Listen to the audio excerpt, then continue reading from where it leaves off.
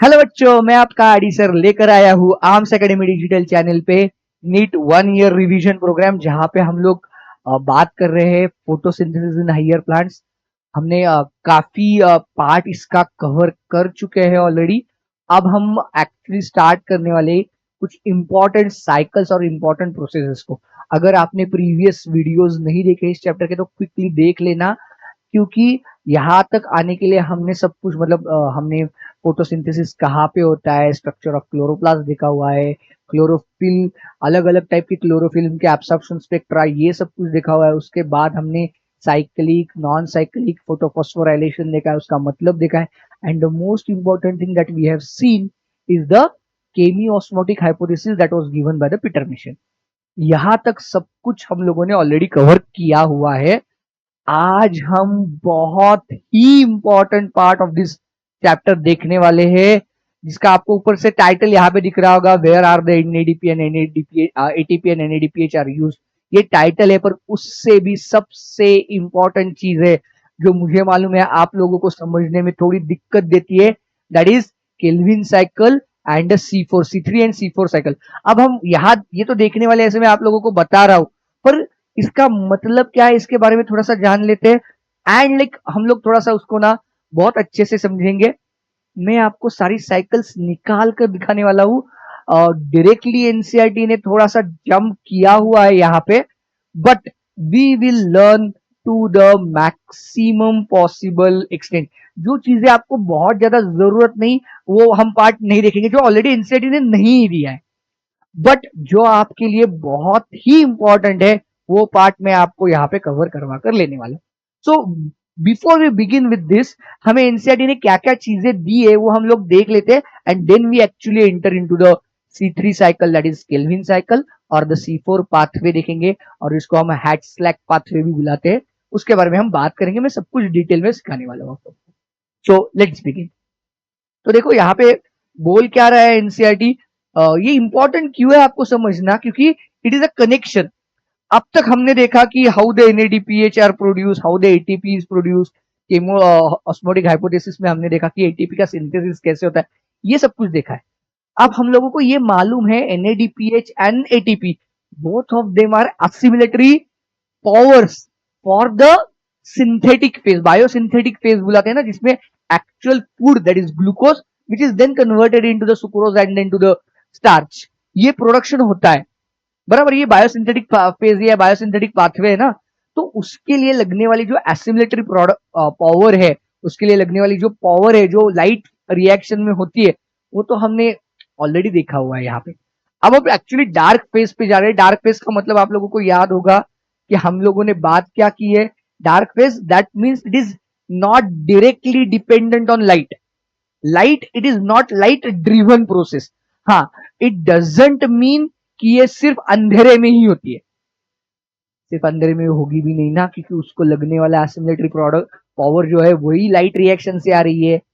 चलो, so we learned that the products of light reactions such as ATP, NADPH and O2, of these two, O2 diffuses out of the chloroplast, while ATP and NADPH are used to drive the process leading to the synthesis of food। यही मैं अभी आप लोगों को बता रहा था कि जो ATP and NADPH ये जो प्रोड्यूस हुए हैं लाइट रिएक्शन में, वही हमारी असिमिलेटरी प्रोडक्ट है जो हमें यूज की जाती है बायोसिंथेटिक फेज। ये बायोसिंथेटिक फेज में क्या प्रोड्यूस किया जाता है? शुगर बोला है। शुगर का मतलब यहाँ पे हम लोगों को क्या लेना है, ये लाइक डायरेक्टली पहले आएगा ग्लूकोज, मोनोसैकेराइड है ना ये। आप लोग बायोमोलिक्यूल्स के अगर लेक्चर्स फॉलो कर रहे हो मैम के, तो आपको पता चलेगा ग्लूकोज इज अ मोनोसैकेराइड, पर ग्लूकोज का आगे जाके सुक्रोज बनेगा। Sucrose is nothing but disaccharide, और उसी से स्टार्च भी बनेगा। सो इस फेज को, दैट इज बायोसिंथेटिक फेज के बारे में हम लोग बात करते हैं इधर। बायोसिंथेटिक फेज हमने ऑलरेडी देखा हुआ है यहाँ पे। This process does not directly depend on the presence of light, but dependent on the products of the light reaction, that is ATP and NADP. देखो, मैंने अभी अभी भी आपको बताया, हम इसको डार्क रिएक्शन बोलते हैं। इसका मतलब ये नहीं है कि ये सिर्फ डार्क में होगी, इसका मतलब यही है it is not directly dependent on the light. I would not say it is not at all dependent on light. It is not directly dependent, or it is not light driven immediately. हाँ, इसको कौन चाहिए? Light reaction से बने हुए ATP and NADPH चाहिए. Besides CO2 and H2O, you may wonder how this could be verified. It is simple. Immediately after the light becomes unavailable, the biosynthetic process continues for some time and then stops. तो देखो हम लोग क्या बोलते हैं, देखो यहाँ पे बहुत इंपॉर्टेंट चीज आप लोगों को बताइए कि जब तक लाइट है तब तक ही हमारा सुक्रोज का सिंथेसिस अच्छे खासा चल रहा है. लाइट खत्म होने के बाद या लाइट एक्सटिंग्विश होने के बाद बायोसिंथेटिक फेज थोड़ी टाइम के लिए चलेगी, उसके बाद वो बंद हो जाएगी. क्यों? क्योंकि लाइट रिएक्शन नहीं तो एटीपी एंड एनएडीपीएच नहीं. ये देखो ये एसर्शन रीजन के लिए बनेगा यहाँ पे. ये immediately after the light becomes unavailable, biosynthetic process continues for some time and then it stops. Why does it stops? Because light reaction नहीं है और लाइट नहीं है. लाइट नहीं तो लाइट रिएक्शन नहीं, लाइट रिएक्शन नहीं तो एटीपी नहीं है, एनएडीपीएच नहीं. And dark reaction is dependent on the ATP and NADPH. Correct है. आई बात समझ में आप लोगों को? देखो ये एसर्शन रीजन के लिए बहुत जरूरी है आपको. हाँ यहाँ पे समझ लो ये बात. चलो यहां तक समझ में आया. अब इसको can we hence say the calling the biosynthetic phase as a dark reaction is misnomer. मतलब मिसनॉमर ये हम लोग बोलते ये मतलब मैं वापस वही बता रहा हूं आप लोगों को कि ये डार्क रिएक्शन का मतलब डार्क में होने वाली रिएक्शन नहीं है. मैं शायद ये आपको 10 बार बता चुका हूं ऑलरेडी. तो यहाँ पे आप लोगों को ये समझना जरूरी है. Now let's see how the ATP and NADPH are used in the biosynthetic phase. अब हमें ये दोनों चीजें कैसे यूज की जाती है डार्क रिएक्शन में. अब हम देखो हमने उसको एक्सेप्ट किया है, उसको डार्क रिएक्शन बुलाना तो मैं बुलाऊंगा. हाँ ऐसे नहीं है कि डार्क रिएक्शन बुलाना गलत है. हम डार्क क्यों बता रहे हैं वापस मैं बता रहा हूं, it is independent of light इसलिए. हाँ डार्क में होती है इसलिए नहीं है. We have seen earlier that CO2 is combined with H2O to produce that is CH2O in N times, that means glucose or the carbohydrate. It was of interest to the scientists to find out how this reaction proceeds, or rather what was the first product formed when the CO2 is taken into a reaction or fixed. देखो हम लोगों ने पहले lecture में देखा था photosynthesis की reaction क्या है. 6CO2 plus 12H2O in presence of like chlorophyll and sunlight gives the C6H12O6 that is जिसको हमने ग्लूकोज बुलाया plus 6O2 plus 6H2O. इतना हमने बैलेंस रिएक्शन देखी थी. तो उसमें से CO2 जब एक्सेप्ट करेंगे प्लांट तो सबसे पहला प्रोडक्ट कौन सा बनता है ये उनको साइंटिस्ट को देखना था. अब ये डायरेक्टली तो पता नहीं चल रहा था. तो ये पता करने के लिए ना कुछ इंपॉर्टेंट कुछ साइंटिस्ट ने बहुत इंपॉर्टेंट कॉन्ट्रीब्यूशन दिया जिसके बारे में हमने ऑलरेडी चैप्टर के बिगिनिंग में पढ़ा हुआ है. उसका उनका नाम था Melvin Calvin. He used the radio activity C14 radio active carbon उन्होंने यूज किया और उसको with the help of algae chlorella के साथ उन्होंने एक्सपेरिमेंट किए थे. And with the help of that उन्होंने देखा कि हाउ दिस प्रोसेस अकर्स. देखो यहाँ पे ना बहुत सरप्राइजिंग रिजल्ट भी आए थे इन लोगों को बहुत सरप्राइजिंग रिजल्ट आए थे जो हम लोगों ने इमेजिन भी नहीं किए थे. क्योंकि क्या मिल रहा है कैसे चल रहा है तो उसका हम लोगों को एक एस्टिमेट था, लोगों को इमेजिनेशन था कि ऐसे हो रहा है तो ऐसे होना चाहिए. बट जो रिजल्ट आए ना वो काफी सरप्राइजिंग. चलो देखते हैं क्या क्या हुआ था. It was of interest to the scientists to find out how this reaction proceeds, or rather what was the first product formed when the CO2 is taken into the reaction or fixed. Just after World War II, among the several efforts to put radioisotopes to beneficial use. अब देखो यहाँ पे world war 2 का हम लोग बात क्यों करें, मैं जस्ट स्टोरी जैसे बता रहा हूँ, ये इसका नीट के एग्जाम के साथ कोई ले. आप लोगों को याद होगा वर्ल्ड वॉर 2 में अमेरिका ने जापान पे हिरोशिमा नागासाकी के ऊपर 2 एटम बॉम्ब गिराए. तब तक ये जो रेडियो एक्टिविटी और ये जो सब कुछ चल रहा था ना वो in order to make a bomb ऐसे चल रहा था. अब आपने शायद वो मूवी देखी होगी ओपेनहाइमर नाम की, कैसे पता है नहीं देखी तो नीट के बाद देख लेना, बहुत बढ़िया मूवी है, जरूर देख लेना. अभी नहीं, हाँ मैं अभी नहीं बता रहा हूँ, नीट के बाद 3 मई के बाद देखना है आप लोगों को. तो कुछ साइंटिस्ट थे those were very curious and those were very keen to use this radioactivity for the some good purpose, like research में उसको हम कैसे इनकॉर्पोरेट कर सकते थे इसके बारे में सोच रहे थे. तो उनमें से one of them was the Melvin kelvin. The efforts put to use the beneficial use, the work of Melvin Kelvin is exemplary. That is, it was one of the prime example how one can use the radioactivity for the betterment or the beneficial use. The use of radioactive C14 by him in an algal photosynthesis studies led to the discovery of the first CO2 fixation product was 3 carbon organic acid. अब देखो, expect देखो क्या हो रहा है, हमारा ultimate product glucose है. Glucose is 6 carbon है. ग्लूकोज ग्लूकोज में 6 कार्बन होते हैं. अब एक्सपेक्टेड क्या था, CO2 है तो it should combine with 5 carbon compound. बराबर है, इसका ऐसे था लाइक, और हम लोगों को कुछ तो कुछ मिलना चाहिए, ये तो एक्सपेक्टेड था. यहां पे उन लोगों को क्या दिखाई दिया, देखो, the first CO2 fixation product was a 3 carbon organic acid. तो it was not directly glucose, मतलब 5 कार्बन वाले कंपाउंड के साथ फिक्स होके डायरेक्टली 6 कार्बन वाला नहीं.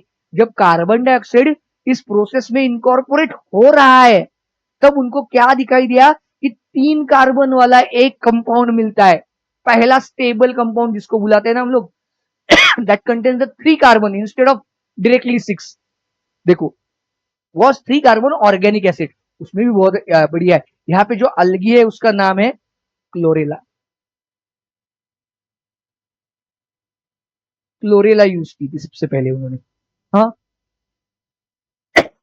he also contributed to working out the complete biosynthetic pathway, hence it was called as Kelvin cycle. like उन्होंने सबसे ज्यादा काम किया, उन्होंने सब लाइक ये किया, इसलिए हम लोगों ने उनके ऑनर में हमने उस साइकिल का नाम ही केल्विन साइकिल रख दिया. The first product identified was 3 phosphoglyceric acid, जिसको हम बुलाते हैं PGA. फॉस्फोग्लिसरेट भी बुलाते हैं, 3 फॉस्फोग्लिसरिक एसिड भी है. लाइक ये सबसे पहले बनता है और वहां से अगली प्रोसेस शुरू हो जाती है, हम लोगों को पता चलता है. चलो आगे देखते हैं क्या क्या हुआ. ये एनसीईआरटी वाला पार्ट है जो हम देखो, मैं क्यों एनसीईआरटी दिखा रहा हूं, आप लोगों को मालूम है, मैंने बहुत बार ऑलरेडी बताया, नीट के एग्जाम है, हम लोगों को एनसीईआरटी की लाइन मालूम होनी चाहिए. एक्सप्लेनेशन वाला पार्ट में इनकॉर्पोरेट करता रहूंगा, जैसे मैं आगे आगे एक्सप्लेन करता जाऊंगा. Scientist also tried to know whether all plants have the PGA as their first product of CO2 fixation. देखो, साइंटिस्ट होते हैं वो बहुत होशियार होते हैं या बहुत क्यूरियस भी होते हैं. वो एक बार मिल गया खत्म, मतलब एक मैंगो प्लांट में दिख गया, हाँ यही पूरे पूरे प्लांट्स में होता होगा, ऐसे वो डिक्लेयर करके नहीं बैठे. उन्होंने क्या किया, अलग अलग रीजन के अलग अलग टाइप ऑफ प्लांट्स उन्होंने स्टडी करना शुरू कर दिया. एंड दे स्टार्टेड स्टडी कि whether the PGA is the only first product after the carbon dioxide fixation, whether it is और नॉट. ये तो उनको देखना था कि कार्बन डाइऑक्साइड जब फिक्स होता है फोटोसिंथेसिस की प्रोसेस में तो सब में सिर्फ PGA मिलता है क्या, और एनी अदर कंपाउंड है. तो देखो, उन्होंने like experiments conducted over a wide range of plants led to discovery of another group of plants. देखो, एक प्लांट के बारे में, the first stable product of CO2 fixation was again an organic acid but one which had 4 carbons at a minute. पहले देखा उसमें कितने थे, 3 कार्बन थे, बराबर है. जो केल्विन साइकिल हम बुलाते हैं उसमें टोटल 3 कार्बन थे. साथ में ही उन्होंने उनको पाया गया कि और ऐसे कुछ ग्रुप ऑफ प्लांट्स है, हम जिनके बारे में बाद में बात करेंगे, डोंट वरी अबाउट इट. तो उनमें पहला प्रोडक्ट जो बन रहा है after fixation of carbon dioxide, it is an acid, organic acid. यहाँ पे भी C3 में भी या केल्विन साइकिल में भी ऑर्गेनिक एसिड ही बन रहा है, पर उसमें 3 कार्बन है, इसमें तो 4 कार्बन है. देखो कितने होशियार होते हैं साइंटिस्ट. कैसे हुआ, खत्म नहीं किया उन्होंने, सिर्फ C3 साइकिल देखकर या केल्विन साइकिल देखकर यहाँ पे इनका रिसर्च खत्म नहीं हुआ. उन्होंने देखते रहे कि और अलग अलग टाइप ऑफ प्लांट्स की जहां पे कोई कुछ अलग मिलता है क्या, तो उनको मिला. If they had not like kept looking for the different type of products, तो हम लोगों को ये कभी पता ही नहीं चलता कि 2 टाइप के अलग अलग कंपाउंड्स बनते हैं और अलग अलग कंपाउंड से अलग अलग प्रोडक्ट्स मिलते हैं.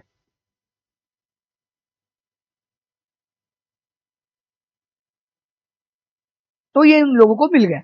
आगे देखो क्या हुआ कि 4 carbon atom, it acid was identified as oxaloacetic acid, या जिसको हम एब्रीवेट करते हैं OAA. ऑक्सैलो एसिटिक एसिड, या जिसको हम एब्रिवेट करते हैं OA. And on the basis of this, ultimately we started saying there are two pathways, that is C3 pathway for the carbon dioxide fixation, and there is another, that is C4 pathway. C3 pathway में जो acid बन रहा है वो है PGA, 3 phosphoglyceric acid, या C4 में बन रहा है वो है OAA, that is oxalo acetic acid. आगे देखते हैं. The primary acceptor of CO2. अब यहाँ पे ना थोड़ा सा लाइक थोड़ा ये सिस्टम ने हम लोगों को तंग किया, रिसर्चर्स को, हम लोगों को, मतलब ये इतनी इजीली सब पता नहीं चला कि क्या है.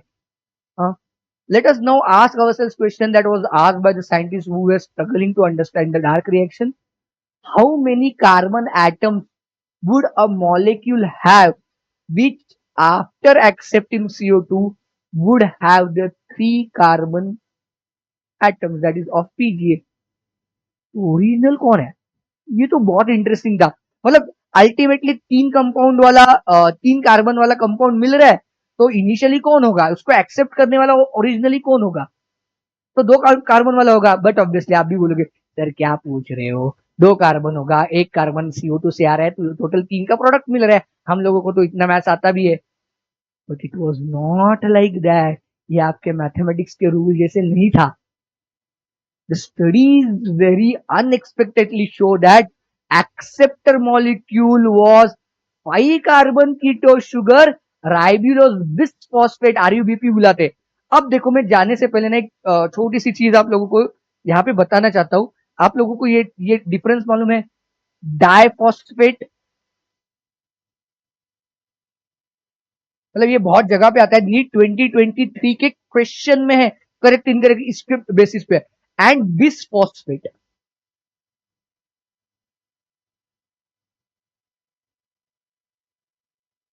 अब डाइफॉस्फेट एंड बिसफॉस्फेट, इसका मतलब इन दोनों में डिफरेंस क्या है? हाँ, आप लोगों को ये मालूम है? एडीपी, एडीपी एडिनोसिन डाइफॉस्फेट बुलाते हैं हम लोग. बराबर है, मैंने इसके लिए इसका एग्जांपल है एडिनोसिन डाइफॉस्फेट. जहां पे बहुत बार ना 2 फॉस्फेट ग्रुप एक दूसरे को अटैच होते, तो उसको हम डाई बुलाते हैं, एक दूसरे के साथ अटैच. हाँ, एंड बिसफॉस्फेट हम लोग कब यूज करते हैं? जब मल्टीपल कार्बन है. सपोज मैंने कुछ रफली निकाला है, 1 2 3 4 है. सपोज एक फॉस्फेट ग्रुप इस कार्बन को है और दूसरा फॉस्फेट ग्रुप किसी भी दूसरे या अदर कार्बन को है, तो उसको हम बिसफॉस्फेट बुलाते हैं. ये समझ लो. ये ना नीट 2023 में इस पे क्वेश्चन है, करेक्ट इनकरेक्ट स्टेटमेंट में. आप लोग जाकर देख लेना. वो वहां पे उन्होंने गलत, मतलब गलत ही है, वो गलत किया था, नहीं है, गलत ही था. तो उस स्टेटमेंट को उन्होंने, क्योंकि जहां पे बिसफॉस्फेट चाहिए था वहां पे उन्होंने डाइफॉस्फेट दिया था.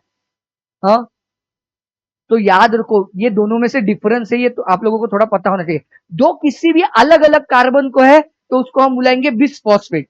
एंड 2 फॉस्फेट ग्रुप जब एक दूसरे के साथ अटैच है तो हम उसको बुलाते हैं डाइफॉस्फेट. एडिनोसिन डाइफॉस्फेट वाला जो है वो बहुत इजीली आप लोगों को समझ में आएगा. यहां पे देखो, आप लोगों को पता चल जाएगा. राइब्यूलोज बिसफॉस्फेट, उसको हम एब्रीवेट करते हैं RUBP. राइब्यूलोज 5 कार्बन वाली शुगर है. It is a 5 carbon keto sugar होती है, कीटोनिक ग्रुप है उसमें. हाँ, did any one of you think of this possibility? But obviously not. Do not worry, the scientists also took a long time and conducted many experiments to reach this conclusion. They also believed that since the first product was C3 acid, the primary acceptor would be 2 carbon compound. They spent many years trying to identify 2 carbon compound before they discovered pi carbon RUBP. उनको पहले पाई carbon RUBP मिलने से पहले उनको लगता था कि कोई तो 2 कार्बन वाला ही कंपाउंड होना चाहिए. बट 2 कार्बन वाला कंपाउंड मिला ही नहीं उन लोगों को. तब उनको पता चला यार अपनी तो कुछ गलती हो रही है, वापस देखना चाहिए. तो अल्टीमेटली जाकर उन्होंने आइडेंटिफाई किया इट इज 5 कार्बन कंपाउंड. आप तो देखो ना, आप बोलोगे सर सारा हिसाब किताब ही गलत हो गया. कितना आसान होता कि 2 में 1 ऐड किया, 3 आया, दैट इज 1 PGA मिल गया. अब ये 5 में 1 आपको 3 कार्बन का कंपाउंड. यार ये क्या झमेला है? झमेला नहीं है बच्चों, ये बहुत इंटरेस्टिंग बात है. मैं बता रहा हूँ आपको, ये बहुत ही इंटरेस्टिंग बात है। हाँ, हम जब देखेंगे ना एक एक आप लोगों को इतनी खुशी होगी ना, वाह क्या बढ़िया चीज है ये, ऐसे लगेगा आप लोगों को। हाँ, don't worry about it. So now we will start with the Kelvin cycle. Kelvin cycle also called as C3 cycle, इसको हम बुलाते हैं C3। क्यों बुलाते हैं? क्योंकि इसका पहला जो स्टेबल प्रोडक्ट है that consist of 3 carbon atoms, इसमें 3 कार्बन एटम है ना, इसलिए हम इसको C3 साइकिल बुलाते हैं। Apart from that we also call it as a reductive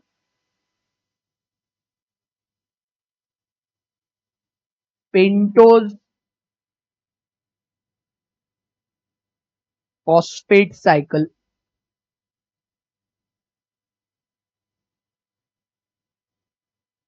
इसको हम बहुत बार ऐसे भी एब्रीवेट करते हैं, ये P RPP, sorry RPP cycle करके भी बोलते। हाँ, मेल्विन केल्विन था जिन्होंने ये सबसे पहले, उनका ग्रुप था, अकेले केल्विन नहीं था, दैट्स व्हाई वी से केल्विन एंड हिज कोवर्कर।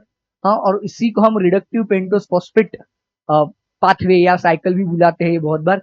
ये मतलब मैंने क्यों बता के रखा है, कहीं पे तो आप क्वेश्चन सॉल्व करते हो कैसी फ्रेज आती है और आपको लगता है इस तरह हमें कुछ आता ही नहीं है। ऐसे नहीं है, आप लोग ये थोड़ा सा देख लो तो आपको ये भी आ जाएगा। बहुत आसान चीजें है ये। ओके, चलो अब हम देखते हैं Calvin and his coworker then work out the whole pathway and showed that the pathway operated in a cyclic manner. The RUPP was regenerated.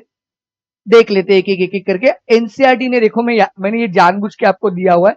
NCERT ने क्या किया है, देखो यहाँ पे राइबुलोज 1,5 बिसफॉस्फेट, 1,5 दो अलग अलग कार्बन पे फॉस्फेट ग्रुप है। हाँ, इसलिए एक कार्बन नंबर 1 पे, कार्बन नंबर 5 पे, इसलिए इसको कार्बन राइबुलोज 1,5 बिसफॉस्फेट।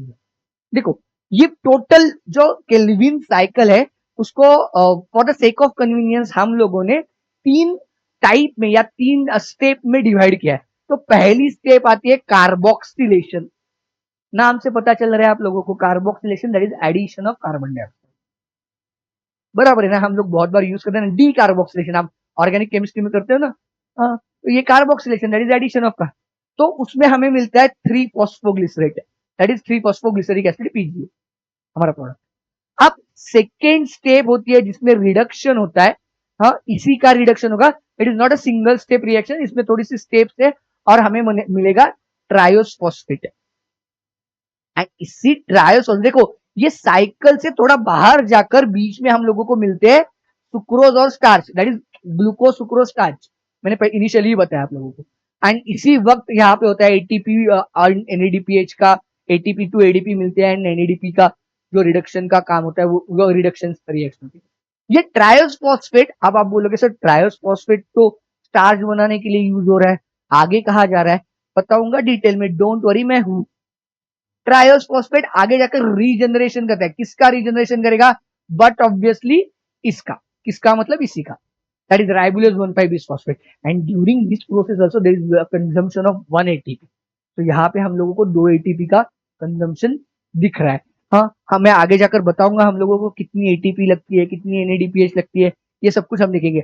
अब आप बोलोगे सर खत्म, मैं बोल रहा हूँ कि अभी तो ये पिक्चर ट्रेलर है, ट्रेलर का भी ट्रेलर है, ये टीजर है, ट्रेलर भी नहीं। मैं तो बोलता हूँ अब तो एक्चुअल हम लोग ट्रेलर में जाने से पहले हम लोग डायरेक्टली पिक्चर में एंटर करते हैं कि आगे क्या क्या होने वाला है, वो हम थोड़ा सा डिटेल में स्टेप बाय स्टेप देखना शुरू करते हैं। हमने अभी ये 3 जो स्टेप्स है ना उनको हम डिटेल में देखेंगे। चलो आगे देखते हैं। पहली स्टेज थी हमारी, that is first stage is carboxylation. कौन सी स्टेज है,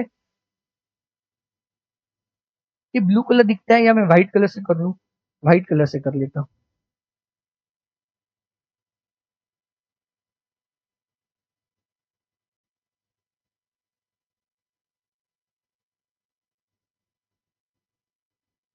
फर्स्ट स्टेज इज कार्बोक्सिलेशन जिसको बुलाते हैं हम लोग। इसका मतलब है एडिशन ऑफ CO2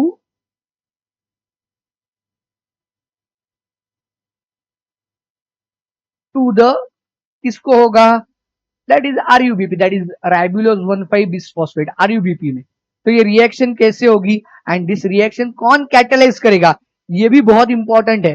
देखो इस स्टेज में होने वाला क्या है, हाँ, addition of CO2 to RUBP. RUBP में तो हमारे पास क्या क्या होगा, आरयूबीपी होगा। RUBP that is ribulose 1,5 bisphosphate. इसमें कितने कार्बन है, 5 कार्बन है, बराबर है। हाँ, इसके साथ एक एटमॉस्फेरिक CO2 आएगा। ये CO2 कहां से आएगा, एटमॉस्फेयर से आएगा। But obviously and in presence of one very interesting enzyme, इस एंजाइम का नाम है रूबिस्को। देखो मैंने कैसे लिखा है, रूबिस्को। रूबिस्को ऐसे लिखा है मैंने। ये क्यों लिखते हैं हम लोग, क्योंकि इसमें ना it is like dual in nature. इसको पहले ना लाइक आरयूबीपी डिस्म्यूटेज करके भी बुलाते थे।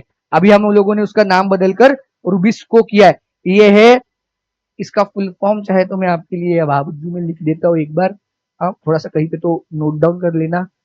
रूबिस्को का फुल फॉर्म है RuBP that is ribulose 1,5 bisphosphate, bisphosphate carboxylase,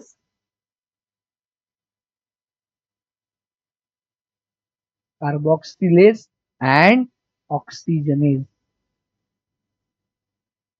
rubisco का फुल फॉर्म ऐसे। हाँ, ये कहीं पे तो आप लोग नोट डाउन करके रखना रूबिस्को। एंड लाइक आप लोगों को मालूम ही है, rubisco is the most abundant protein in the like all living system. दुनिया की सारी लिविंग सिस्टम आप कंसीडर करते हो ना, तो उसमें सबसे ज्यादा प्रोटीन कौन सा है, रूबिस्को। अब ये होता क्या है, ये बीच में ना एक unstable, what it does, it produces एक अनस्टेबल इंटरमीडिएट आता है। ये 5 कार्बन का होता है,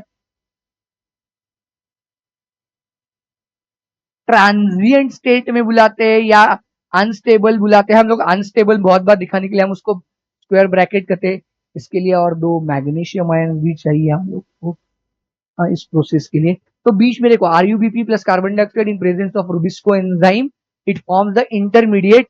this intermediate then combines with water to form the 2 molecules of 3PGA। अपना जो 3 फॉस्फोग्लिसराल्डिहाइड था ना, और ये ग्लिसरिक एसिड था वो। And now what is the speciality of this 3PGA, this is the first stable compound.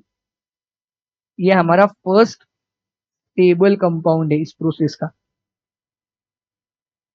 अब ये इसको इतना इंपॉर्टेंस क्यों है देख लो, क्योंकि यहां पे जो बीच में बना है वो क्या है, अनस्टेबल था। It happened for the transient time, और it came into the existence for a very transient period of time. हाँ, तो इसलिए पहला स्टेबल कंपाउंड है। तो लाइक जो स्टेबल होगा उसी को हम आइडेंटिफाई कर पाएंगे ना, जो स्टेबल नहीं होगा उसको हम आइडेंटिफाई भी नहीं कर पाएंगे। तो इसीलिए हमारा we are more interested in the 3PGA that is 3 phosphoglyceric acid. और ये मैंने 2 इंटू दिया है, मतलब क्या, देखो यहाँ पे 5 प्लस 1 6 कार्बन है ना, तो 6 कार्बन से मिलने वाला जो कंपाउंड है वो 3 कार्बन वाला है। तो वो बनता कैसे, उसके 2 मॉलिक्यूल्स बनते हैं। When the 1 carbon dioxide is taken up or fixed in presence of RUBP, Rubisco देखो, Rubisco की speciality, it is on the stromal side of the thylakoid membrane, outer margin पे होता है। हाँ, इसकी वजह से होगा क्या कि 2 molecules of 3PGA will be produced. क्या होगा, 2 molecules of 3PGA will be produced. Why it is very important, it is the first stable compound. Second step आती है, हम लोगों ने वहां पे देखी थी। सेकेंड स्टेप का नाम क्या है, that is reduction step.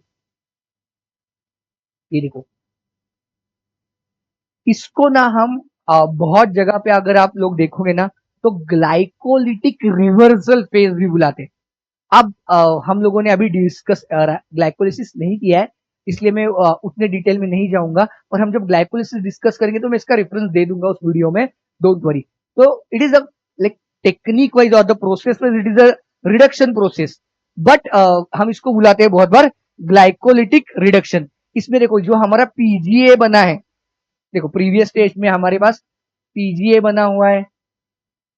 This PGI in presence of ATP and enzymes. अब देखो सारे एंजाइम्स या लाइक ऑल द एंजाइम्स, बहुत सारे एंजाइम है, हर एक लाइक रिएक्शन के लिए आपके पास एंजाइम है। Like as we are not going to require that for our NEET exam, और वो थोड़े हायर स्टडीज के लिए है, तो मैं सारे एंजाइम्स के नाम नहीं दे, जहाँ पे बहुत इंपॉर्टेंट है, वो कुछ क्रूशियल है, क्रिटिकल है, उसके नाम मैं आप लोगों को दे देता हूँ। बट सारे एंजाइम्स के नाम, इसमें आपका ही टाइम जाएगा, आपको लगेगा कि सर ये बहुत डिफिकल्ट हो रहा है, तो इसलिए मैं deliberately I am like avoiding to give you the all the names of enzymes. हाँ, तो अब ना यहाँ पे जहाँ पे जरूरत नहीं ना, वहां पे मैं आपको कहीं पे भी एंजाइम के नाम नहीं देने वाला। तो इन presence of like the PGA and in presence of ATP, it forms the 1,3 बिस फॉस्फोग्लिसरिक एसिड या ग्लिसराइड बुला दो आप लोग। 1,3 बिस फॉस्फोग्लिसरिक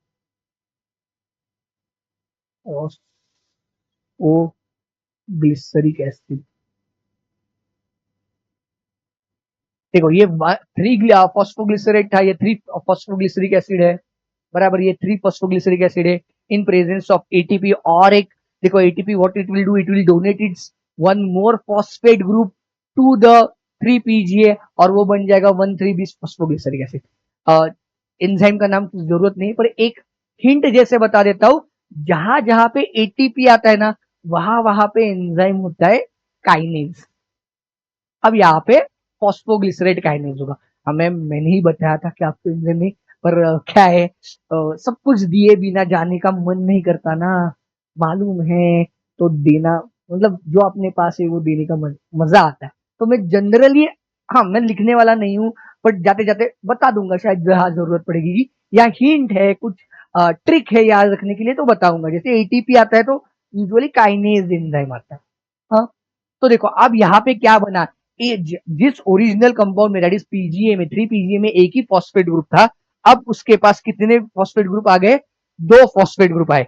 अब ये 3 1 3 बिस फॉस्फोग्लिसरेट का in presence like with the use of NADPH,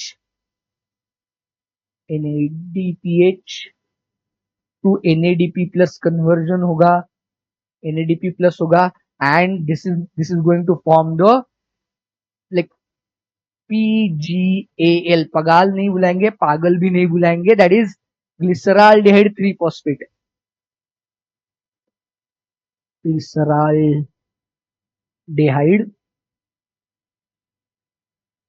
3 phosphate, बहुत जगह पे आपको PAGL इतना ही दिखाई देगा। मैं जानबूझकर आप लोगों को यहाँ पे उसके लाइक पूरा का पूरा नाम जानबूझ के दे रहा हूं, ताकि आप लोगों को जब पढ़ रहे हो ना, तो आप लोगों को ज्यादा अच्छे से समझ में आए। And now this is nothing but the actual reduction reaction, this is nothing but our reduction reaction. ये है रिडक्शन रिएक्शन, क्योंकि हमने रिएक्शन को नाम ही क्या दिया है, ऊपर देखो ना, टाइटल में है ना, सेकंड स्टेप को नाम ही क्या दिया है, रिडक्शन। तो रिडक्शन कहाँ पे हो रहा है, 1,3 फॉस्फोग्लिसरिक एसिड का लाइक रिडक्शन डिहाइड्रोजनेज एंजाइम के साथ क्या हो रहा है, पगाल में, और द PGAL में कन्वर्जन हो रहा है, दैट इज ग्लिसराल्डेहाइड 3 फॉस्फेट में। This glyceraldehyde 3 phosphate will then be getting converted into the, और इसमें होगा ये देखो, फ्रक्टोज 1,6 बिस फॉस्फेट।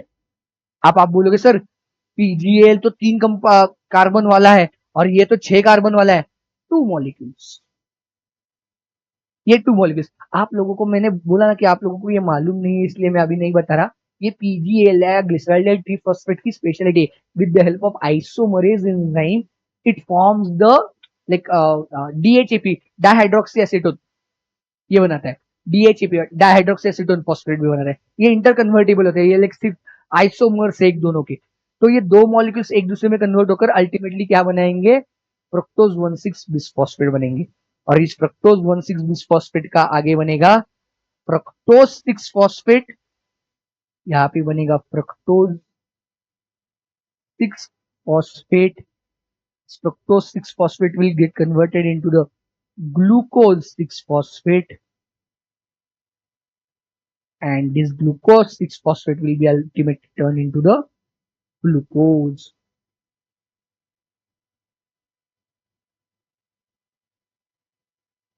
ये बनेगा ग्लूकोज अपना, दैट इज 6 कार्बन कंपाउंड। देखो हमने we started with the 3 carbon compound, हाँ उसके 2 मॉलिक्यूल्स आएंगे, और 2 मॉलिक्यूल्स का मतलब जो आइसोमरेज है मर्स है एक दूसरे के, that is dihydroxy acetone phosphate, उससे बनेगा फ्रक्टोज 1,6 बिसफॉस्फेट, फ्रक्टोज 1,6 बिसफॉस्फेट से फ्रक्टोज 6 फॉस्फेट, फ्रक्टोज 6 फॉस्फेट से ग्लूकोज 6 फॉस्फेट, ग्लूकोज 6 फॉस्फेट से ग्लूकोज।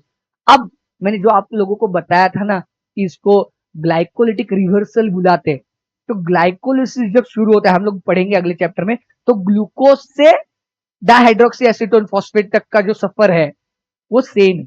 यहाँ पे ग्लूकोज से पीजीएल या डीएचएपी बनेगा ग्लाइकोलिसिस में, और यहाँ पे पीजीएल या डीएचएपी से ग्लूकोज बनेगा। सो ये दोनों एक दूसरे के अपोजिट है, इसीलिए इसको बहुत बार बुलाते हैं हम लोग ग्लाइकोलिटिक रिवर्सल, ऐसे करके भी हम बुलाते। क्लियर है यहां तक?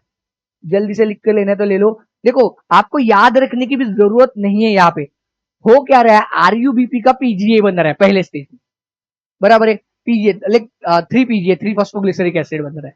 तो ये बनेगा, इस 3 फॉस्फोग्लिसरिक एसिड का एसिड से क्या बनेगा, उसके 2 मॉलिक्यूल्स के बारे में हम बात करें, एक की नहीं, उसके पहले सबसे पहले बनेंगे दोनों मॉलिक्यूल्स के 1,3 बिसफॉस्फोग्लिसरिक एसिड, 1,3 बिसफॉस्फोग्लिसरिक एसिड का रिडक्शन होकर बनेगा PGL, that is glyceraldehyde 3 phosphate, वो आइसोमर्स बन के उसके 2 मॉलिक्यूल्स का बन जाएगा फ्रक्टोज 1,6 बिसफॉस्फेट, फ्रक्टोज 1,6 बिसफॉस्फेट का बनेगा फ्रक्टोज 6 फॉस्फेट, फ्रक्टोज 6 फॉस्फेट से बनेगा ग्लूकोज 6 फॉस्फेट, और वहां से बनेगा अपना ग्लूकोज, यहां से क्या बन जाएगा, ग्लूकोज बन जाएगा। तो आप लोगों ने देखा है कि यहाँ पे एटीपी हम लोग यूटिलाइज कर रहे हैं, हाँ लाइक हम लोग स्टार्ट कहाँ से किया इसके चैप्टर की, like where the ATP and NADPH are use. देखो यहाँ पे आप लोगों को दिख रहा है एटीपी यूज हो रही है, एनएडीपीएच यूज हो रहे हैं, जो एसिमिलेटरी प्रोडक्ट पावर है ना हमें लाइट रिएक्शन से मिली थी, वो यहाँ पे यूज, सिर्फ इसी एक स्टेप में नहीं, आगे भी यूज होने वाली है। आगे देखते हैं हम लोग, नेक्स्ट स्टेज आती है दैट इज हमारी रीजनरेशन स्टेज। अब रीजनरेशन में हम किसका रीजनरेशन कर रहे हैं, बताओ कोई तो, बट ऑब्वियसली आरयूबीपी का, बट ऑब्वियसली हम लोग ये थर्ड स्टेज है दैट इज रीजनरेशन ऑफ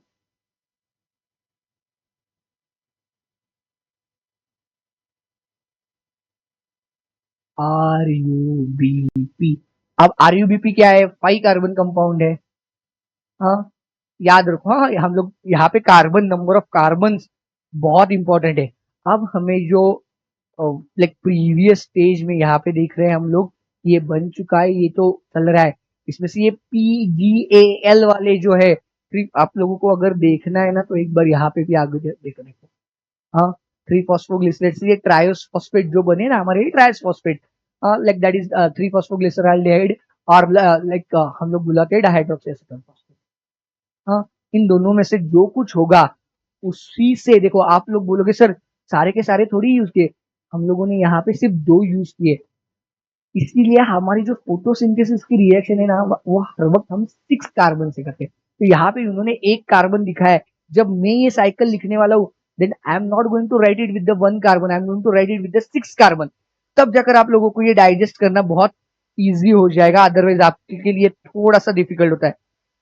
तो इसके बाद through the series of complex reactions 10 molecules of 3 PGL, 10 molecule ये आएंगे, आए कहां से पता चलेगा आपको 2 मिनट बाद, ये कंप्लीट होने के बाद, मॉलिक्यूल्स ऑफ 3 PGAL, पगाल नहीं बुलाओ, पागल भी मत बुलाओ, PGAL ही बुलाओ, क्या किए जाते हैं, are used for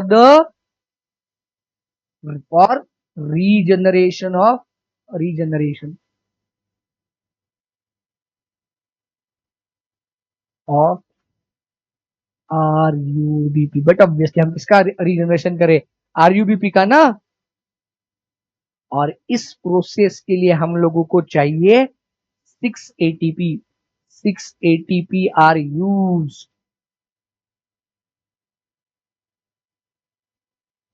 during regeneration.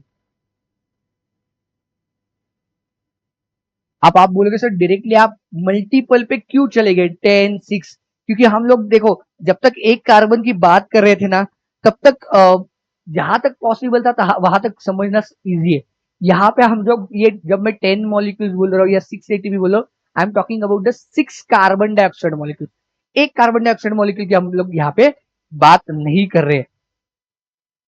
सो यहाँ पे हम लोगों को एक बात क्लियर हो जाती है, for this for this regeneration of RuBp 6 tons of Kelvin cycle are needed to operate for the synthesis of 1 molecule of glucose। तो देखो, for 1 molecule of glucose of glucose we require 6 turns और 6 times the cycle of kelvin cycle. तो देखो, एक Calvin cycle के लिए एक carbon dioxide, तो 6 के लिए टोटल 6 आ जाएंगे। हाँ, एक तभी जाकर 1 ग्लूकोज मॉलिक्यूल प्रोड्यूस होगा, तब तक नहीं होने वाला वो, तब तक ये नहीं होने वाला। हाँ,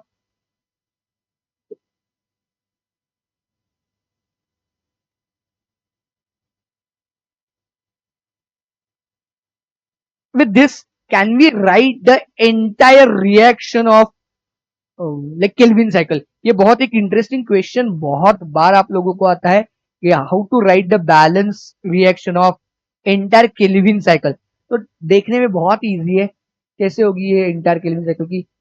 6 RuBp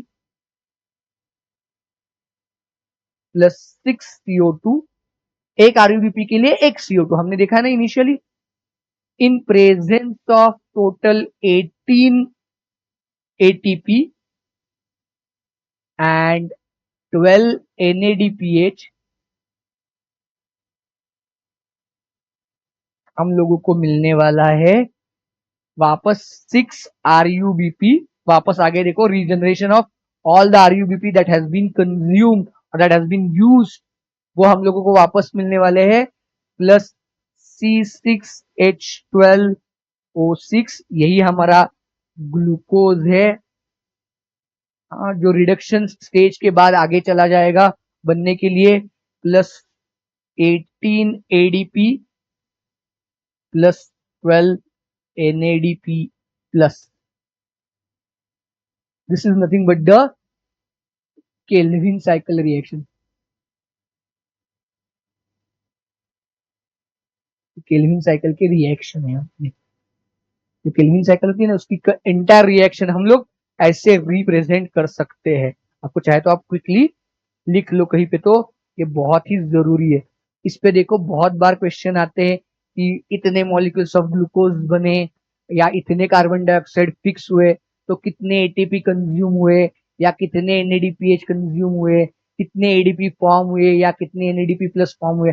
इस तरीके के बहुत बार क्वेश्चंस, मैथमेटिकल क्वेश्चंस आप लोगों को आते हैं, बहुत बार पूछे जाते हैं।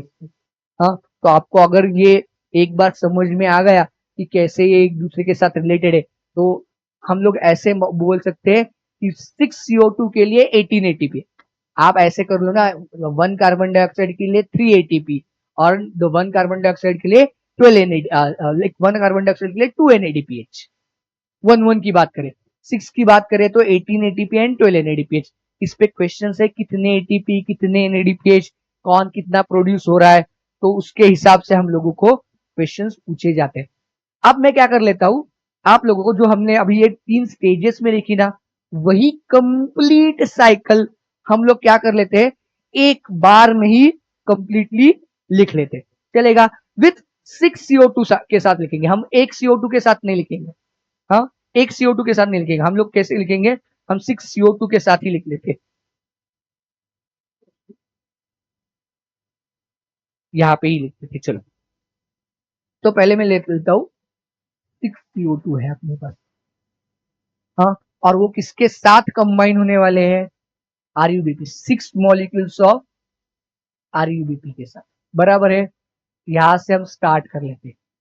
ये RuBp से बनने क्या वाला है आगे जाकर, यहाँ पे आएंगे, हाँ, 6 CO2 एंड इससे बनने वाले 12 मॉलिक्यूल्स ऑफ 3PGA, ये इसके 12 मॉलिक्यूल्स है। and this entire process is called as carboxylation.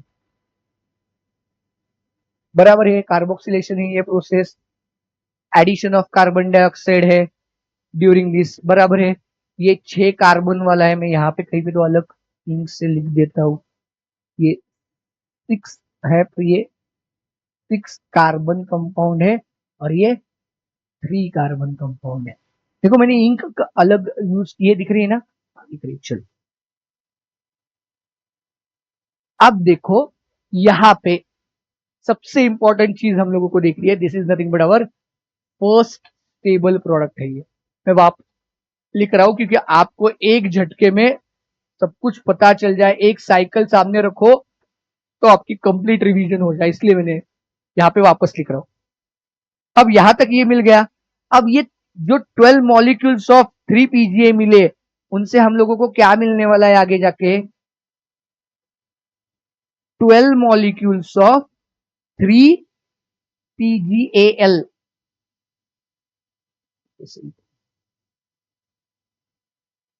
12 molecules of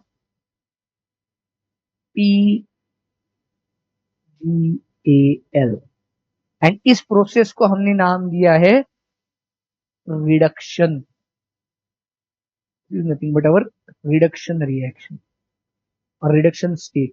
during this क्या क्या होता है देखो, during this only there will be the conversion of 12 ATP plus 12 NADPH2 to 12 to the 12 ADP plus 12 NADP plus, ये reduction हो रहा है और यहाँ पे एटीपी भी यूज हो रहा है, बराबर है। 12 के लिए 12, 12 है इसलिए ये मॉलिक्यूल 12 से इसलिए 12, एक एक के लिए करते तो एक एक भी हो जाता। अब यहां से देखो ये साइकिल आगे चली जाती है दो फॉर्मेट में, यहां से इसमें से 2 मॉलिक्यूल्स, 2 मॉलिक्यूल, अब ये 2 मॉलिक्यूल्स ऑफ पीजीएल होंगे या लाइक 1 मॉलिक्यूल, लाइक यहां से बीच में बनेगा वो डीएचपी, डाइहाइड्रोक्सी एसीटोन फॉस्फेट बनेगा, ये 2 मॉलिक्यूल से, इन 2 मॉलिक्यूल से आगे जाके बनेगा फ्रक्टोज 1,6 बिसफॉस्फेट। इसी फ्रक्टोज 1,6 बिसफॉस्फेट का बनेगा फ्रक्टोज 6 फॉस्फेट। इसी से आगे जाकर बनेगा, देखो मैं बाजू में लिख रहा हूं क्योंकि नीचे दिखेगा ही नहीं इसलिए, पर एक के नीचे एक लिख सकते हो आप लोग अगर लिखना है तो, ग्लूकोज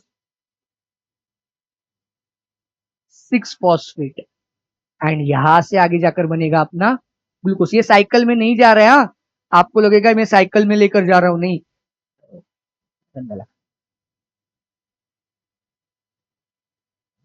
ये बनेगा नहीं, ग्लूकोज बनेगा, ये ग्लूकोज बनेगा। और यहां से देखो ऊपर क्या हो रहा है, इसमें से 2 मॉलिक्यूल तो नीचे आ गए, तो बचे कितने, बचे कितने हमारे पास 10 मॉलिक्यूल्स, किसके, 3 पीजीएल के, इसके 3 पीजीएल के 10 मॉलिक्यूल से, इन 10 मॉलिक्यूल्स। अब ये सिंगल स्टेप रिएक्शन नहीं, मल्टी स्टेप रिएक्शन है, इसमें बीच में 4 कार्बन का कंपाउंड बनता है, 7 कार्बन का कंपाउंड बनता है, 4 वापस 5 कार्बन का कंपाउंड बनता है and ultimately it reaches to the RUBP and this is nothing but our regeneration, ये रीजनरेशन है। और यहाँ रीजनरेशन के वक्त भी वापस क्या होगा, there will be the utilization of, देखो क्या हो रहा है, 6 ATP are getting converted into 6 ADP plus PI, वो तो होता ही है, यहाँ पे बन रहा है देखो। हाँ अब आप लोगों को दिख रहा है यहाँ पे एंटायर केल्विन साइकिल, जिसमें बीच में, अब इसके इस पार्ट को मैं इसको ना एक काम कर लेता हूँ और इस कलर से हाईलाइट कर लेता हूँ, हाँ देखो, आपको लिखा हुआ भी दिखाई दे रहा है और ये मैं पिंक कलर से जो हाईलाइट कर रहा हूँ ये भी दिख रहा है शायद, बराबर है ना? हाँ, ये पिंक कलर वाला पार्ट जितना मैंने हाईलाइट किया ना उसमें से व्हाइट का लिखा हुआ पार्ट भी दिख रहा है आप लोगों को? Oh shit, ये बहुत गंदा लिखा, सॉरी। हाँ, ये पिंक कलर वाला पार्ट, इसको हम बुलाते हैं सिंथेटिक पेज। मैंने कलर सेम यूज किया है, सिंथेटिक पेज, क्योंकि यहाँ पे सिंथेसिस ऑफ ग्लूकोज हो रहा है देखो, इसलिए वो जितना मैंने पिंक कलर से हाईलाइट किया है ना उतना ही पार्ट को हम क्या बुलाते हैं, सिंथेटिक पेज भी बुलाते हैं। हाँ, कहीं भी तो लिख कर रखो जल्दी से जल्दी, या आपको चाहे तो आप सिर्फ स्क्रीनशॉट लेकर रखो। मैं अगले स्लाइड पे आपको ना जो मैंने, आप लोगों को लगेगा सर ने यहाँ से डायरेक्टली 10 मॉलिक्यूल्स ऑफ पीजीएल बोला, वहां से डायरेक्टली जंप कर दी आरवीपी पे। तो मैं आपको एक रेफरेंस बुक से ली हुई एक साइकिल दिखाने वाला हूँ, और उसके बीच के जो सारे एसिड हेप्टिलोज है, राइबोज है, 4 कार्बन वाला है, ये सब कुछ बन जाते हैं ना, उसकी आपको जरूरत नहीं है। मैं जाते जाते दिखा कर जाऊंगा, और आपको वो लर्न करना नहीं है, आपको इतना ही लर्न करने की जरूरत है, ऐसे मैं बता रहा हूँ आप लोगों को। चल, ये देखो, ये है वो, दिख रहा है आप लोगों को यहाँ पे देखो, तो 3 फॉस्फोग्लिसराल्डिहाइड, ये 3 फॉस्फोग्लिसराल्डिहाइड से बन जाएगा लाइक, देखो 2 मॉलिक्यूल्स आते हैं, डीएचएपी डाइहाइड्रोक्सी फॉस्फेट बनता है 3 कार्बन वाला, उसके साथ इन 2 मॉलिक्यूल्स का बन जाएगा फ्रक्टोज, फ्रक्टोज टू फ्रक्टोज। और आपको यहाँ पे देखो ये 10 मॉलिक्यूल्स जो मैंने भी बोले थे ना, वो यहाँ पे है, ये 10 मॉलिक्यूल्स के जाइलुलोज 5 फॉस्फेट बनता है, उसके बाद एरिथ्रोज 4 फॉस्फेट बनता है, सिडोहेप्टिलोज बनता है, और उसके बाद अल्टीमेटली राइबोज बनता है। और राइबोज राइबोज 5 फॉस्फेट से राइबुलोज मोनोफॉस्फेट बन जाता है, इसी मोनोफॉस्फेट का आगे जाके बॉयफॉस्फेट होता है, इसीलिए वापस यहाँ पे आपको एटीपी की जरूरत है। जो बिस फॉस्फेट बनने के लिए दूसरा फॉस्फेट ग्रुप कौन डोनेट करेगा, एटीपी डोनेट करेगा, तो इसलिए यहाँ पे लगता है। हाँ, यहाँ पे देखो, यहाँ पे भी देखो, तो 3 फॉस्फोग्लिसरेट का 1 3 बिस फॉस्फोग्लिसरेट बन जाता है, यहाँ पे डाई हुआ है, नहीं डाई नहीं चाहिए, बिस फॉस्फोग्लिसरेट बन जाता है, इसी का आगे जाकर क्या बन जाता है, 3 फॉस्फोग्लिसराइड, और जिसको हम लोगों ने पगाल बुलाया, हाँ पीजीएल बुलाया, बराबर है। हम्म, समझ में आई यहाँ तक बात? ठीक है, लेट्स मूव अहेड, आगे चलते हैं हम लोग यहाँ से।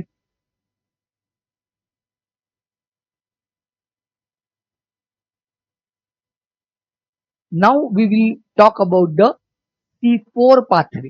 देखो, हम लोगों ने इनिशियली जब लेक्चर शुरू किया तभी हम लोगों ने ये बात की थी कि आज हम लोग C3 एंड C4 दोनों पाथवे देखने हैं। तो व्हाट इज डिफरेंस और what is different in the C4 pathway then the C3 pathway? C3 pathway से C4 पाथवे अलग क्या है, ये भी देखना जरूरी है। देखो, हम लोगों ने पहले ही देखा C4 पाथवे में होता क्या है। हाँ, बट ऑब्वियसली पहला जो प्रोडक्ट बनता है कार्बन डाइऑक्साइड के फिक्सेशन के बाद, तो वो कौन सा है? करेक्ट है, वो प्रोडक्ट है अपना ऑक्सैलो एसिटिक एसिड, जिसमें 4 कार्बन। अब देखो, हाँ, the plants that are adapted to the dry tropical region have the C4 pathway. देखो, सारे प्लांट्स के पास नहीं है, C4 pathway can be seen only in the plants growing in the tropical region. Tropical region मतलब near to the equator वाले, these are those plants that grow near to the equator. Equator के नजदीक जो grow करते हैं ना, उनका है ये। तो उनमें ये होता है कि like as they are going to get the lot of sunlight, equator के नजदीक है ना, आप लोगों को उतना तो ज्योग्राफी में आप लोगों ने पढ़ा है। दो these plants have the C4 oxaloacetic acid as the first fixation product, they use C3 pathway or the Kelvin cycle as the main biosynthetic pathway। देखो, यहाँ पे क्वेश्चन आता है, C4 pathway seen in all plants, wrong। C3 pathway is seen in all plants, not C4 pathway। हाँ, याद रखो, even though the plants that show the C4 pathway, उनका main biosynthetic pathway है C3। कैसे हम लोग आगे जाकर देखने वाले, डोंट वरी, मैं सिखाने वाला हूं आप लोगों को कहाँ पे क्या क्या होने वाला है। C4 plants are special, they have a special type of leaf anatomy. इनके पास क्या क्या है देखो, इनकी लीफ एनाटॉमी स्पेशल है। C4 प्लांट्स के बारे में हम लोग बात करें, स्पेशल लीफ एनाटॉमी।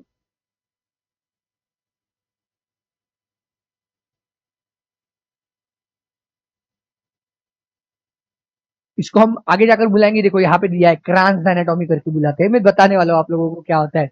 दे टॉलरेट और हाई टॉलरेंस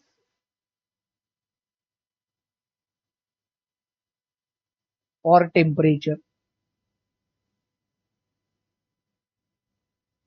टेम्परेचर मतलब हाई ट्रॉपिकल रीजन है ना, हाँ, तो उनके लिए they show the response to high light intensity and they lack the process called as photorespiration, that is no photorespiration, उनके पास फोटो रेस्पिरेशन नहीं है। ये क्या होता है हम लोग अगले लेक्चर में पढ़ने वाले वो, and they have a great productivity of the biomass, high biomass production. आप देखो ये मैंने बाजू में क्यों लिखे है, यहाँ पे हाईलाइट करने के बाद भी बहुत बार इस पे आपको क्वेश्चंस आते हैं, हाँ, मैं बहुत बार आप लोगों को क्वेश्चन है, तो आपको ये क्वेश्चंस आने चाहिए ना, इसलिए मैंने यहाँ पे लिखे रही लिख कर रखे। अब देखो हम लोग देखेंगे ना, मैं आगे भी एक डायग्राम दिखाती हूँ, ये बहुत ही बढ़िया डायग्राम है, मैंने एक रेफरेंस बुक से उठाई हुई डायग्राम है ये, लाइक रेयरली कहीं पे आपको इतनी अच्छी डायग्राम दिखाई देगी।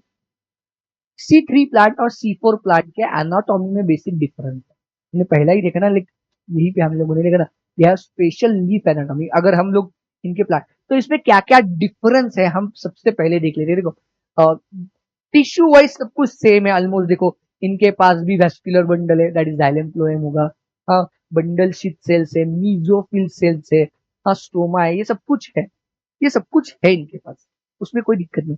पर इनकी अरेंजमेंट देखो, देखो in case of C4 plant, C4 plant में देखो ये vascular bundle which is immediately surrounded by the bundle sheath cells, and इसी बंडल, यहाँ पे भी देखोगे आप बंडल शीथ सेल से, पर बंडल शीथ सेल का साइज देखो और यहाँ के बंडल शीथ सेल का साइज देखो, यहाँ पे बंडल शीथ सेल्स लार्जर है और यहाँ पे कंपेरेटिवली स्मॉलर है।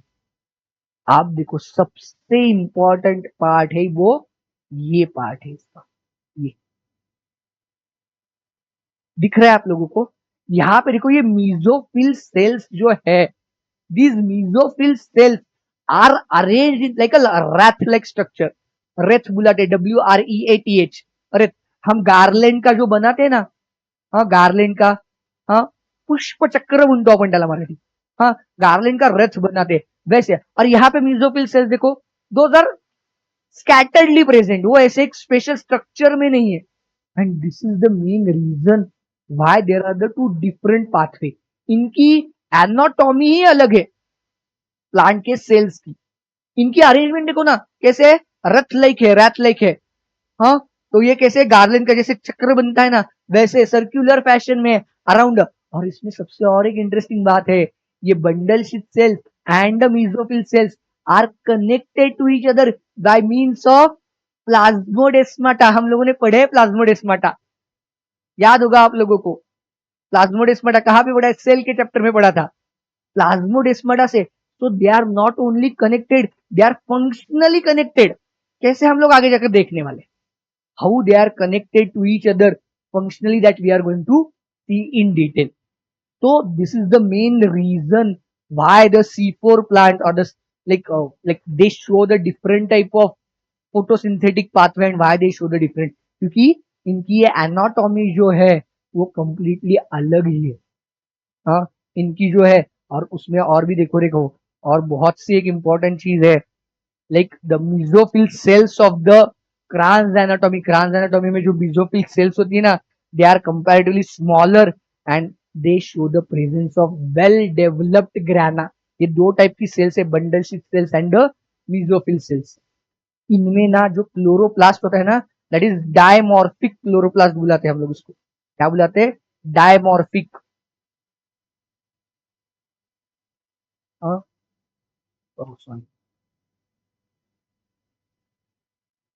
क्लोरोप्लास्ट है ना, वो डायमॉर्फिक है, डायमॉर्फिक क्लोरोप्लास्ट बुलाते हैं उसको। डायमॉर्फिक मतलब देखो एक के पास ग्रैनल होता है, ग्रैनल क्लोरोप्लास्ट, एंड एक होता है agranal chloroplast. Granal chloroplast can be seen in mesophyll cells, grana बनते, ग्रैना याद है ना, mesophyll cells, and agranal chloroplast can be seen in bundle sheath cells,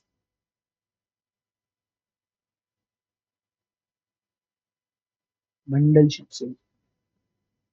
हाँ, डायमॉर्फिक होता है, डायमॉर्फिक टू फॉर्म में प्रेजेंट होता है। अब देखो ग्राना है तो उसमें वेल डेवलप्ड ग्राना दिखेंगे, इसमें नहीं दिखेंगे। इसमें जो ग्रैनल पार्ट है that is only in the stroma lamellae में दिखाई देगा, सिर्फ स्ट्रोमा लैमेली में दिखाई देगा, पूरे सेल में या पूरी जगह पे नहीं दिखाई देने वाला। So the chloroplast of bundle seed shell is agranal. Thylakoid can occur only at the stroma lamellae. Photosynthesis and evolution of O2.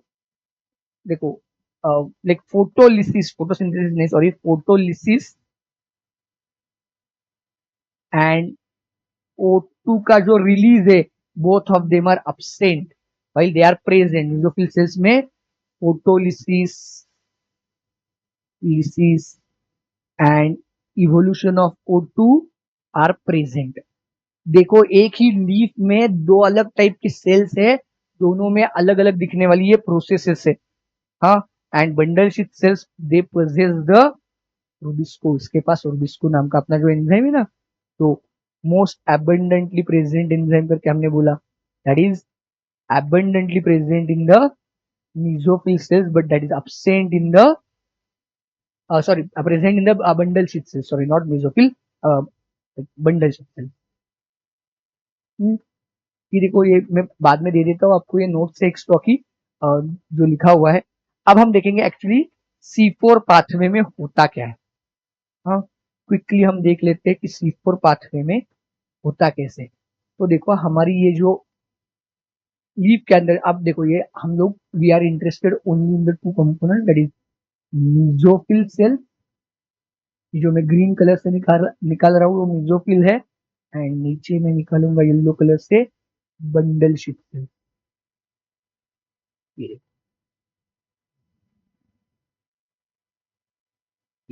अब हम इसमें क्या करते हैं, इसको लिख देते हैं दीज आर बंडल शीट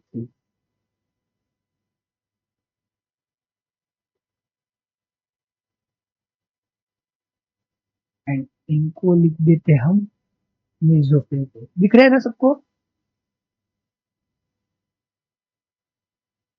ये मेसोफिल से। नाउ हम लोगों ने क्या बोला, both of them are attach to each other by means of plasmodesmata. तो इन दोनों के बीच में ना फंक्शनल कनेक्शन ऐसी, ये प्लाज्मोडेस्माटा। दिख रही है आप लोगों को, अब समझ में आ रहा है आप लोगों को क्या होता है। हाँ, यहाँ तक क्लियर है, ये ऐसे अरेंजमेंट है जो हम क्रांस एनाटॉमी के आजू बाजू में मैंने ऊपर नीचे निकाली है, आप एनसीईआरटी में देख लेना, like similar type of reaction like arrangement आपको दिखाई देगी।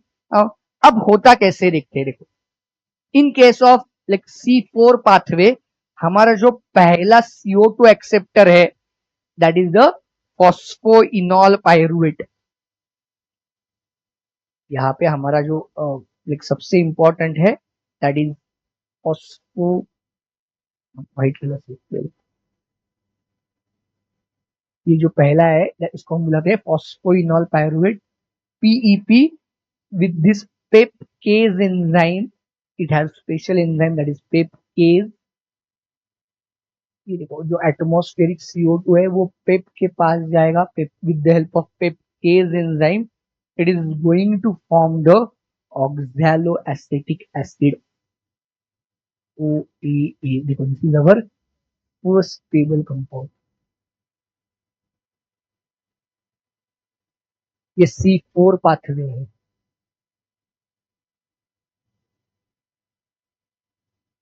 Stable compound, this is nothing but the primary.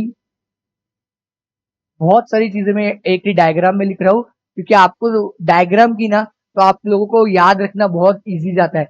Primary CO2 acceptor ही ये क्या है, प्राइमरी CO2 एक्सेप्टर। और यहाँ पे एक इंटरेस्टिंग एंजाइम है दैट इज जिसको हम बुलाते हैं PEPcase which is present in the mesophyll cells but absent in the bundle sheath cells. यहाँ पे इस ऑक्सैलो एसिटिक एसिड से बन जाएगा malic acid, malic acid.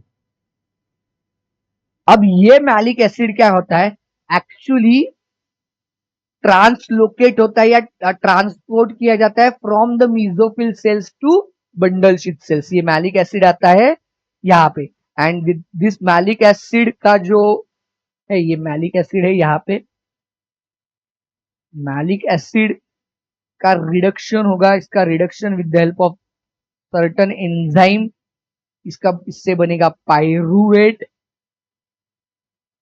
Pyruvate नाम का सब्सटेंस बनता है, and during this there will be the release of CO2, this CO2 fixed by Calvin cycle. देखो तो यहाँ पे क्या होगी, केल्विन साइकिल होगी। अब ये जो पायरुवेट बना है यहाँ पे, हाँ, ये पायरुवेट का क्या होगा आगे जाकर, इसका आगे जाकर बनेगा वापस, ये वापस ट्रांसलोकेट किया जाएगा to the mesophyll cells, and वहां से उसका वापस बनेगा फॉस्फोइनॉल पायरुवेट। अब इस चक्कर में ये यहाँ पे जब जा रहा है तो यहाँ पे ना ATP का AMP में कन्वर्जन किया जाता है। ये बहुत लाइक इंपॉर्टेंट स्टेज है।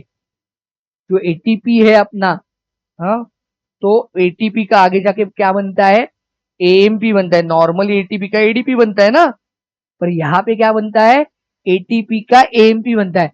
अब देखो, because like this is nothing but the more, like इसको रीजनरेट करने के लिए और ज्यादा एनर्जी लगती है हम लोगों को, हाँ, हम लोगों को मतलब प्लांट्स को लगती है। तो यहाँ पे देखो इसका पायरुवेट बना, this pyruvate again gets transported to the mesophyll cells, and ऐसे चलता रहता है, दिस साइकिल कंटिन्यूज।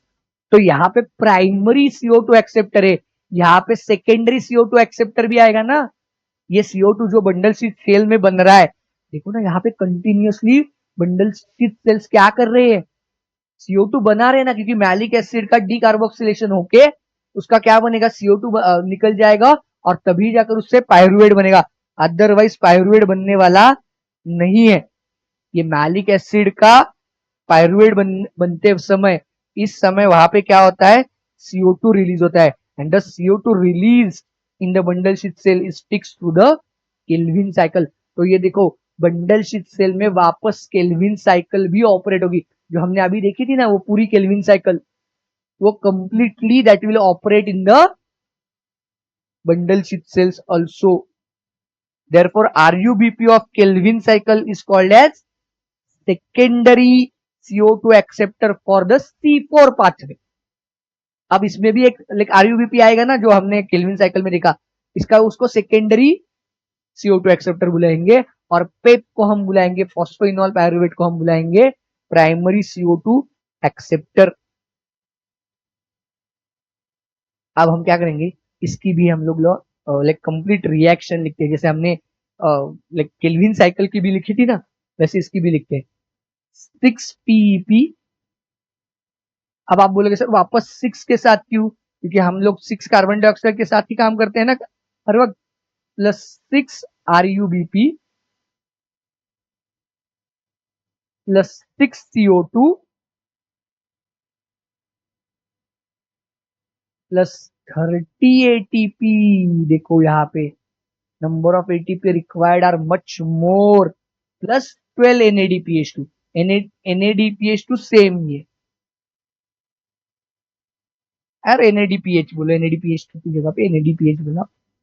इस रिएक्शन में हम लोगों को अल्टीमेटली क्या मिलेगा, 6PEP जो अपना है ही, प्लस 6 RUBP जो रीजनरेट हो रहा है केल्विन साइकिल के थ्रू, प्लस C6H12O6, ये ग्लूकोज बन रहा है, केल्विन साइकिल में बन रहा है, देखो यहाँ पे, प्लस 30 ADP प्लस बन रहे हैं 12 NADP DP प्लस। हाँ, इसमें एक फॉस्फोरिक एसिड भी बनता है 30 मॉलिक्यूल्स ऑफ ATP की जगह पे निकलकर, पर ठीक है, वो बैलेंसिंग के लिए इतनी जरूरी नहीं है, इसलिए मैंने उनको इतना इंपॉर्टेंस नहीं दिया। ये C4 साइकिल की ओवरऑल रिएक्शन है, सिर्फ डिफरेंस कहाँ पे है, ATP में। तो आप लोग बोल सकते हो यहाँ पे, फॉर पर CO2 5 ATP आर रिक्वायर्ड। वहां पे कितने लगे थे केल्विन साइकिल में? सिर्फ केल्विन साइकिल में हाँ 3 लगे थे, इसलिए 18 था। यहाँ पे 30 लग रहे। 5 ATP are required for the 6। जो केल्विन साइकिल के 30 के 30 है ही, पर C4 पाथवे में भी 2 एटीपी लग रहे हैं ना, वहां पे भी 2 एटीपी कंज्यूम हो रहे हैं एडिशनल। तो हम लोगों को टोटल 5 एटीपी पर CO2 लगते हैं, इसलिए total ATP required will be 30। आ गई बात समझ में यहां तक? किसी को कोई डाउट है? If you do not have any doubt then we will stop here for the day. आज के लिए हम यहीं पे रुकते हैं। देखो ये दोनों साइकिल्स है, ये आपको सिर्फ एक बार सुन ली और आ गई ऐसे होने वाला नहीं है। आप लोग शायद इसको मल्टीपल टाइम्स अपने हाथ से लिखने की कोशिश करो, ताकि आपको जब अगर कहीं ऑप्शन में कोई साइकिल्स आ जाए या रिएक्शंस पूछी जाए तो आपकी कोई गलती ना हो। हाँ, मैंने यहाँ पे कुछ एक्स्ट्रा चीजें भी दी है आप लोगों को, वो आप लोग एक बार लर्न कर लो, क्योंकि वो कनेक्शन करने में बहुत जरूरी है। हुआ कैसे है कि एनसीईआरटी ने थोड़ा जंपिंग दिया है। हाँ, आप लोग देखो एनसीईआरटी की मैं अगर आप लोगों को ये C4 पाथवे दिखाऊं तो एनसीईआरटी ने तो थोड़ा बड़ी जंप की है। देखो यहाँ पे, हाँ, यहाँ पे उन्होंने डिटेलिंग नहीं किया। यहाँ पे उन्होंने दिखा है, देखो ये अपना लाइक मीजोफिल सेल्स ही दिखा है, पर यहाँ पे उन्होंने ना सिर्फ C4 एसिड C3 एसिड इतना करके छोड़ दिया है।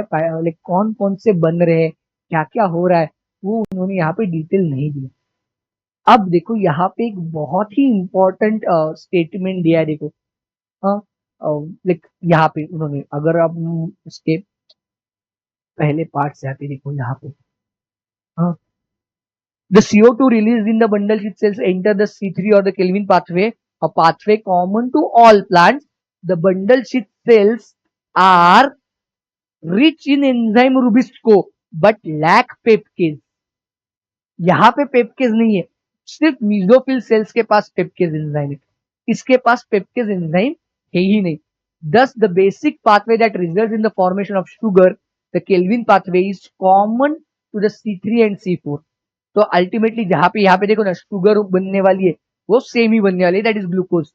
Did you know that kelvin pathway occurs in mesophyll cells of the C3 plant? हाँ, यहाँ पे भी होगा ना, but obviously in the C4 plants, it does not take place in the mesophyll cells, but does only in the bundle sheath cells.